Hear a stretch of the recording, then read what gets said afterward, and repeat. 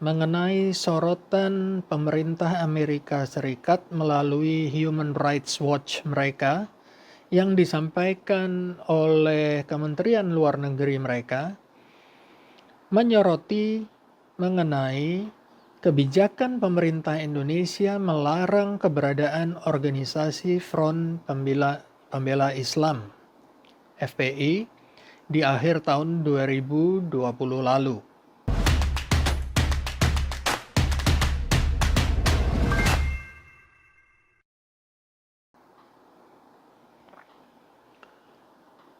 Memilih untuk tetap berdiam diri bisa menjadi sebuah sifat yang pengecut ketika keadaan dan kondisi mengharuskan kita untuk menyuarakan kebenaran dan bertindak serta bersikap sesuai dengan kebenaran tersebut. Selamat jumpa pemirsa Siwar TV, saya Bambang Suranto. Beberapa hari yang lalu saya sempat dikejutkan oleh sebuah berita mengenai sorotan pemerintah Amerika Serikat melalui Human Rights Watch mereka yang disampaikan oleh Kementerian Luar Negeri mereka menyoroti mengenai kebijakan pemerintah Indonesia melarang keberadaan organisasi Front Pembela Islam (FPI) di akhir tahun 2020 lalu. Juga mereka menyoroti dibebaskannya 2 anggota Kepolisian Republik Indonesia atas insiden penembakan 6 laskar FPI yang dikenal dengan kasus kilometer 50. Serta-merta berita itu menimbulkan keriangan atau kegembiraan dari simpatisan dan pendukung FPI. Walaupun sebenarnya heran juga bahwa masih ada yang simpatisan dan juga mendukung organisasi terlarang ya. Tetapi okelah, kita lupakan itu dan kita mundur sejenak beberapa langkah. Kenapa tiba-tiba Amerika Serikat menyoroti kedua hal yang sangat sensitif tersebut? Menurut saya ini ada udang di balik batunya. Mengapa Amerika melakukan hal seperti itu? Cawe-cawe istilahnya atau ikut campur dengan sistem peradilan kita dan mengatasnamakan hak asasi manusia, human rights. Padahal itu adalah sebuah tindakan yang berstandar ganda dari pihak Amerika Serikat. Mereka sendiri belum bisa menerapkan integritas dari penegakan hak asasi manusia di negaranya maupun kebijakan negaranya. Terbukti dari bagaimana mereka selalu mendukung Israel dalam setiap insiden dengan Palestina, dan bagaimana kita tahu dari berita-berita perlakuan mereka terhadap warga negara mereka dari kalangan yang berwarna.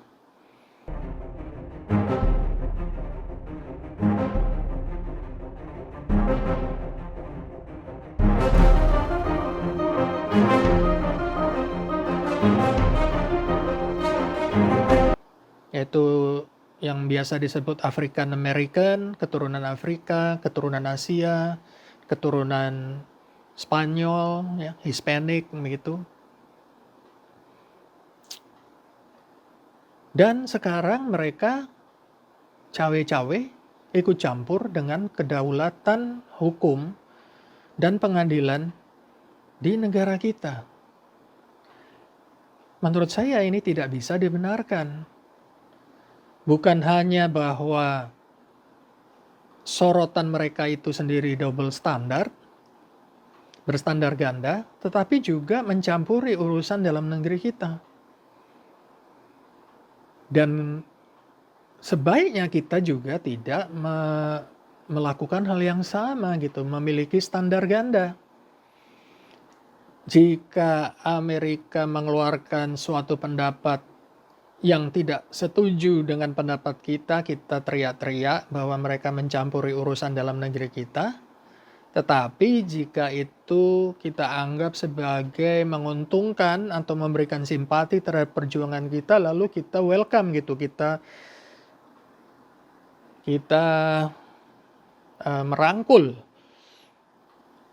sorotan atau campur tangan Amerika tersebut. Itu juga standar ganda. Dan saya bisa pastikan standar ganda adalah awal dari kehancuran integritas sebuah entitas. Apakah itu perusahaan, apakah itu negara, maupun individu perorangan. Kalau kita, kalau saya mencoba menganalisa kenapa kok Amerika melakukan hal seperti itu terhadap kita. Menurut saya ini dipicu dari yang terakhir adalah permintaan Amerika Serikat kepada pemerintah Indonesia untuk tidak mengundang Rusia ke KTT G20 di Bali November 2022 nanti. Itu ditolak oleh Presiden Jokowi, oleh pemerintah kita. Kemudian Amerika Serikat melalui Joe Biden mengatakan oke, jika Indonesia tidak mau melarang Rusia untuk hadir ke KTT G20, paling tidak Indonesia mengundang Ukraina ke G20, KTT G20 tersebut. Itu juga tentu tidak bisa dilakukan oleh Indonesia. Kenapa? Karena Ukraina bukan anggota G20. Memang harus diakui bahwa invasi Rusia kepada Ukraina itu menyulitkan banyak pihak.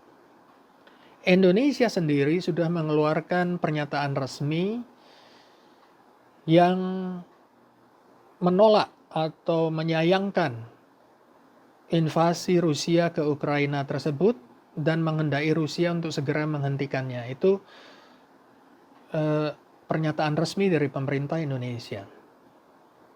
Amerika Serikat sendiri berusaha menggalang dukungan dari United Nations, dari PBB, untuk mengucilkan Rusia dan memberikan sanksi terhadap Rusia. Tetapi itu tidak berhasil. Kenapa? Karena langsung diveto oleh Rusia.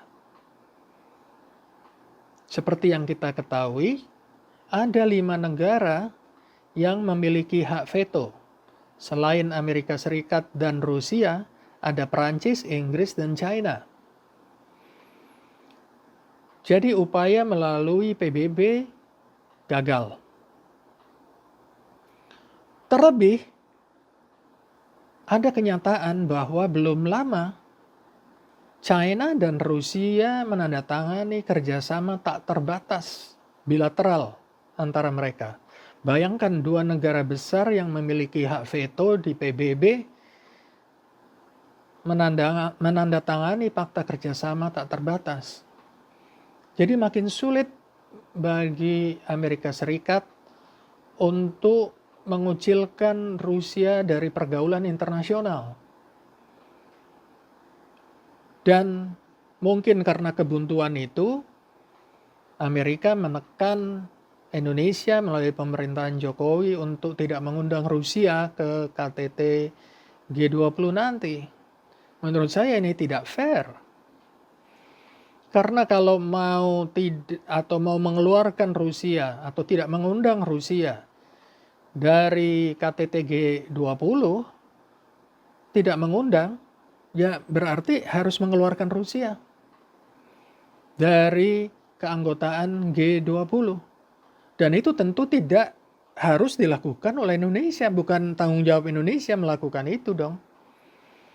Itu harus kesepakatan semua negara anggota G20 melalui sidang khusus untuk itu mungkin. Mekanismenya demikian. Jadi sangat tidak fair pemerintah Amerika Serikat menekan Indonesia untuk mengucilkan Rusia melalui KTT G20 nanti. Itu yang pertama. Kemudian kalau saya telusuri sebelumnya, kita juga tahu bagaimana Indonesia berhasil mengambil kepemilikan atau saham PT Freeport Indonesia menjadi 51,23% dari yang sebelumnya hanya 9 lebih dikit persen. Dari 9% menjadi 51% itu sebuah capaian yang luar biasa melalui negosiasi alot tentunya, dan ini adalah kehilangan besar atau dalam tanda petik kekalahan besar Amerika Serikat di Freeport. Mereka telah menambang lebih dari 50 tahun, menambang emas dari tanah Papua sudah lebih dari 50 tahun dengan saham mayoritas. Dan kemudian di akhir tahun 2018 pemerintah kita berhasil mengambil kepemilikan 51%. Disampaikan bahwa saham PT Freeport sudah 51,2% sudah beralih ke PT Inalum dan sudah lunas dibayar. Kemudian hal lain adalah kebijakan pemerintah Indonesia untuk melarang ekspor bahan mentah nikel atau biji nikel yang belum diolah. Ini juga menimbulkan kegeraman atau ketidaksukaan negara-negara barat dan negara asing pada umumnya yang berharap bisa mengimpor raw materials, bahan mentah nikel, dan kemudian diolah, diberikan nilai tambah sepenuh-penuhnya di negara mereka, dan kemudian mereka ekspor lagi, dijual ke Indonesia. Indonesia tidak mau melakukan itu. Indonesia mensyaratkan barang setengah jadi untuk bisa diekspor keluar dari Indonesia.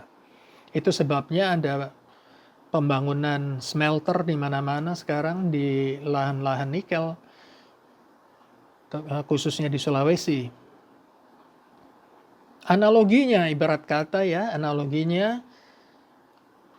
kita menjual nasi, bukan padi, kepada orang lain. Sehingga orang lain masih bisa mengolah nasi tersebut menjadi nasi goreng, nasi bogana, nasi uduk, nasi liwet, masih bisa dilakukan itu, ada fleksibilitas di sana. Tetapi tidak juga mereka boleh mengimpor padinya. Padinya harus kita olah dulu untuk menjadi nasi. Kurang lebih seperti itu ya analoginya gitu. Dan ini adalah kebijakan yang luar biasa bagus dari pemerintah kita, sehingga bisa menghasilkan devisa lebih. Kita tidak diuntungin gitu aja gitu ya oleh mereka gitu.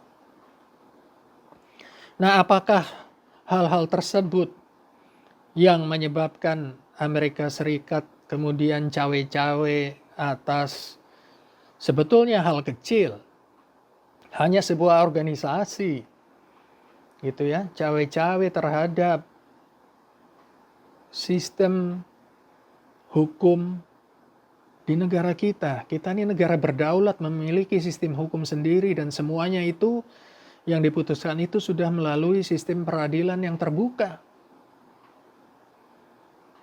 Bagaimana mereka mau mencampuri urusan dalam negeri kita? Nah, seharusnya kita seluruh bangsa Indonesia menolak itu. Jangan mencampuri urusan dalam negeri kita. Ini terlepas yang pro kontra pemerintah ya. Tapi ini kita ngomong soal bangsa. Bangsa Indonesia, kita adalah bangsa berdaulat. Hati-hati ada udang di balik batu dari pemerintah Amerika Serikat ini gitu. Nah, itu hal-hal yang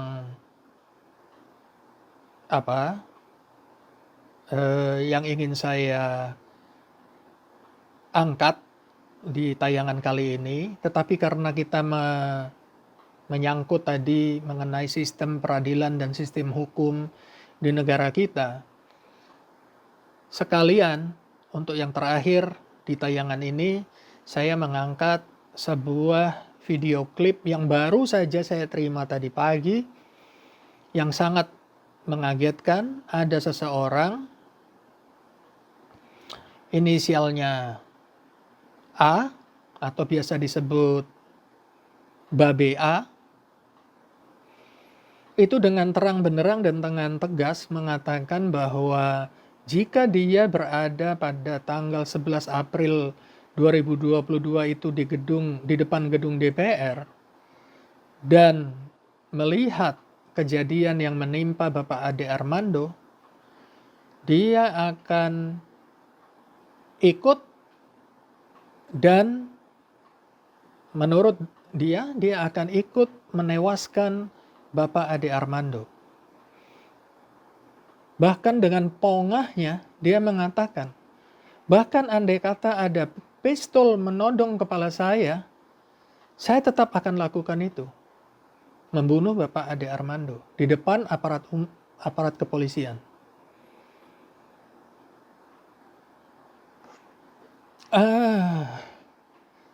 Saya tidak tahu ini mungkin luapan emosi atau apa dari yang bersangkutan ya. Tetapi negara kita ini negara hukum loh. Dan mengatakan itu dengan terang benderang, dengan jelas seperti itu, saya rasa dan seharusnya akan ada konsekuensinya itu. Jadi kita lihat saja bagaimana kewibawaan aparat penegak hukum kita menyikapi hal-hal semacam itu gitu. Hal-hal yang tidak perlu seharusnya dilakukan. Saya rasa demikian tayangan saya untuk kali ini. Dan jika Anda berkenan tolong like dan subscribe channel kami. Terima kasih, sampai jumpa lagi di lain kesempatan.